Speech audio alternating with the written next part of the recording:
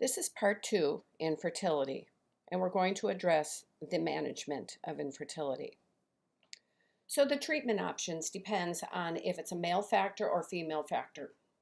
If they have a hydrocele or a varicocele, the male partner will be sent off to urology.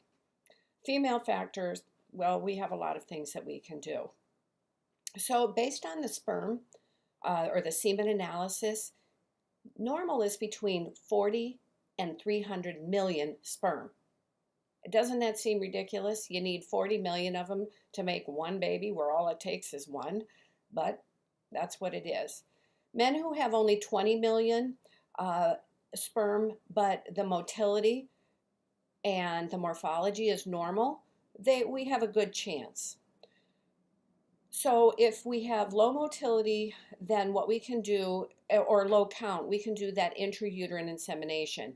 And so we take the ejaculate, we wash it, and then we aspirate it into a syringe, and then using a like 5 French feeding tube, the woman comes in when we know that she is ovulated, and we directly insert the sperm into the uterus. And so this washing technique actually takes out all of the fluid that the normal sperm is in the ejaculate.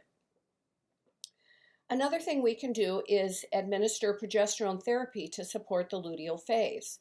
So not only do we do that ultrasound and monitor for when the follicle is ready, tell them to go home, have intercourse, or we'll do the IUI. On day 23, we draw a progesterone level, and if it's less than 15, we are going to give them oral progesterone, and some in the infertility practices are having them do IM injections. We tend to do the IM when we have been giving the patient fertility drugs just to stimulate ovulation. We have assisted reproduction techniques. We can use fertility drugs. We have in vitro fertilization and a variety of other things. So when the woman does not have good ovulation capacity, we start with fertility medications. Now, when we give these, the risk of having multiple births goes up. So Clomid, which is clomiphene, the risk of twins is 1 in 8. And what this does is it affects pituitary cycle to cause ovulation. And so for women who are obese or who have polycystic ovary syndrome, this is a good option for them. A step above Clomid is Pergonal, and this acts directly on the ovaries themselves to stimulate ovulation. And it produces many follicles. I think when my niece took this, she had something like 25 follicles develop. And when you're making that many follicles and they're they're 20 millimeters each, that's a lot of pelvic pressure. For women who are obese, and especially those with PCOS, we give metformin because it lowers the levels of male hormones that all women have. And it increases the chance that they're going to ovulate. So we'll have them on metformin and Clomid. So we use both Clomid and Pergonal during the follicular phase. We start having them come in for the transvaginal ultrasound to monitor follicular development about day 10 or 11 and see how many they have, the size of them, so that we can have timed intercourse or we can do the insemination. If that doesn't work, then we start going into the more aggressive forms of assisted reproduction. And we're not going to go over everything that is possible. The most common is the in vitro fertilization. And like I said in another lecture, one round is $12,500 with no guarantee it's going to work. Most insurances do not cover it, so this is an out-of-pocket expense. We can also have surrogate parenting where there can be a problem with the female, and so we will use the sperm of the couple, the father, and use an egg from someone else. And then we have gestational carriers, where if we have a woman who cannot carry a pregnancy at all, They will, through an in vitro type procedure, we will put the couple's fertilized egg into another woman's womb.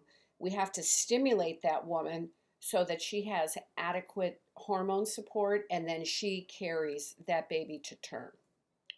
So I have a picture here that shows you what the in vitro fertilization procedure is like, and it is a difficult thing to go through. So what we're really concerned about is the nursing interventions.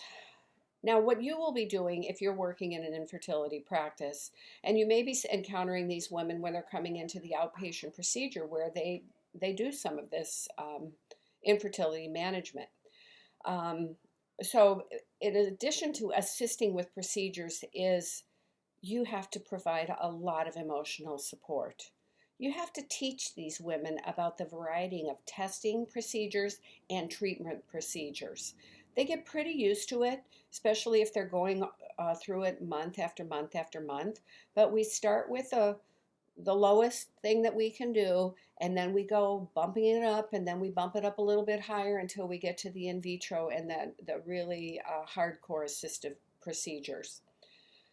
You have to follow up with the test results. So if you know you had your patient come in and we drew a day 23 progesterone level, you need to be looking at that result the next day, put it in front of the provider, find out what we're going to do, call the patient, phone in the prescription, and tell her how to take the medication.